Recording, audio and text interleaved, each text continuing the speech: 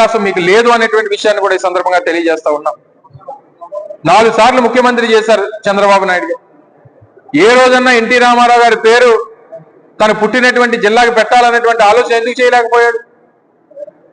చివరికి ఆయన ఎన్టీ రామారావు గారి పేరును కూడా జగన్మోహన్ రెడ్డి గారే తీసుకొని వచ్చి ఆ జిల్లాకు పేరు పెట్టాల్సినటువంటి పరిస్థితి జగన్మోహన్ రెడ్డి గారికే వచ్చింది. 4 సార్లు ముఖ్యమంత్రి చేసి ఎన్టీ రామారావు గారి పేరు ఎందుకు పెట్టలేకపోయారు? మళ్ళీ తిరిగి మమ్మల్ని నిందించడమో లేకపోతే మమ్మల్ని ఏదో మాట్లాడమో కాదు. మీరు చేస్తున్నటువంటి పనులకి, మీరు చేస్తున్నటువంటి నిర్ణయాలకి తప్పకుండా తగిన శాస్తి, తగిన గుణపాఠం ప్రజలే చెప్తారనేటువంటి విషయాన్ని మరొకసారి తెలియజేసుకుంటూ, ఇప్పటికన్నా ఆంధ్ర క్రికెట్ అసోసియేషన్ ఆ నిర్ణయం మార్చుకుంటుందా, లేదా ప్రభుత్వం చేసినటువంటి ప్రభుత్వం ఒత్తిడి చేసినటువంటి ప్రభుత్వం ఆ నిర్ణయాన్ని మార్చుకుంటుందా, ఏది మార్చుకుంటుందో రేపు ఐపీఎల్ మ్యాచ్లు కూడా ఉన్నాయి. మీరు పేర్లు మార్చేసి మీకు నచ్చినట్టుగా మీరు చేస్తామనంటే కుదరదు. రేపు పెద్ద ఎత్తున వైఎస్ఆర్ కాంగ్రెస్ పార్టీ అక్కడ నిరసన వ్యక్తం చేస్తుంది. రేపు ఉదయం 10 గంటలకి ఆ కార్యక్రమాన్ని వైఎస్ఆర్ కాంగ్రెస్ పార్టీ విశాఖపట్నం జిల్లా యావత్తు కూడా దాన్ని టేకప్ చేయబోతా ఉందనేటువంటి విషయాన్ని మరొకసారి మీ ద్వారా తెలియజేస్తా ఉన్నాం. Thank you. అదే చెప్తున్నాం కదండి, మొదటి నుంచి చంద్రబాబు నాయుడు గారు ఇది 4వ ముఖ్యమంత్రి. ఇప్పుడు నేను ఇందాక నుంచి మాట్లాడినటువంటి కొన్ని స్కీములు, ఆరోగ్యశ్రీ అంటే రాజశేఖర రెడ్డి గారు గుర్తొస్తారు, ఫీజు రీఎంబర్స్మెంట్ అంటే రాజశేఖర రెడ్డి గారు గుర్తొస్తారు, పెన్షన్లు అంటే రాజశేఖర రెడ్డి గారు గుర్తొస్తారు, లేదా రైతు భరోసా కేంద్రాలు అంటే జగన్మోహన్ రెడ్డి గారు గుర్తొస్తారు,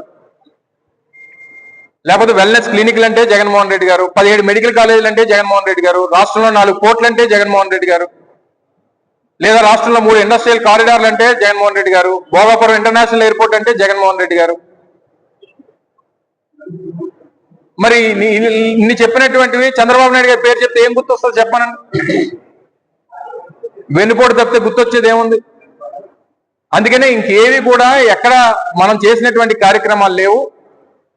చేసిన కార్యక్రమాలన్నీ అయితే రాజశేఖర రెడ్డి గారు లేకపోతే జగన్మోహన్ రెడ్డి గారు చేశారు, ఆ పేర్లు ఉంటే వారినే గుర్తు చేసుకుంటారన్నటువంటి బాధతో చేసినటువంటి కార్యక్రమాలు తప్ప పరిపాలన మీద కానీ, ఇచ్చినటువంటి మాట మీద కానీ, ఇచ్చినటువంటి హామీల మీద కానీ శ్రద్ధ లేదు. అమలు చేసినటువంటి ఇస్తామన్నటువంటి కార్యక్రమాలు అమలు చేయాలన్నటువంటి తపన లేదు. చివరికి రాజశేఖర రెడ్డి గారి పేరు, జగన్మోహన్ రెడ్డి గారి పేరు జరిపేస్తే జనం గుండెల్లోంచి ఆ పేరు పోద్ది అనేటువంటి ఒక దురుద్దేశమో లేకపోతే అమాయకత్వమో ఏంటో మరి తెలియనటువంటి పరిస్థితిలో ఈరోజు ప్రభుత్వం ఉంది. నిన్న రైతుల పరిస్థితి చూసాం. నిన్న మాడుగుల నియోజకవర్గంలో ఒక రైతు అయితే చెరుకు పంటకి నిప్పెట్టేశాడు.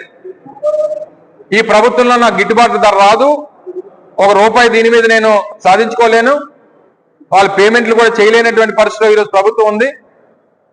దాని బదులు దీన్ని నిప్పెట్టేస్తే మంచిదని చెప్పి నిన్న చెరుకు తోట కూడా నిప్పెట్టినటువంటి పరిస్థితులు నేను రాష్ట్రంలో చూసాం. అంటే రైతుల పరిస్థితి ఆ రకంగా ఉంది. ఇంకా రైతుల పరిస్థితి అదే ఉంది, మహిళల పరిస్థితి అదే ఉంది, నిరుద్యోగుల పరిస్థితి అదే ఉంది. పాలన మీద కొంచెమైనా ఆలోచన లేదు. స్టేడియంల పేర్లు తీసేద్దాం, వ్యూ పాయింట్ల పేర్లు తీసేద్దాం, రైతు భరోసా కేంద్రాల పేర్లు తీసేద్దాం. దీని మీద ఉన్నటువంటి శ్రద్ధ పరిపాలన మీద పెడితే బాగుంటుంది అనేటువంటిది మరొకసారి తెలియజేస్తా ఉన్నాం. Thank you.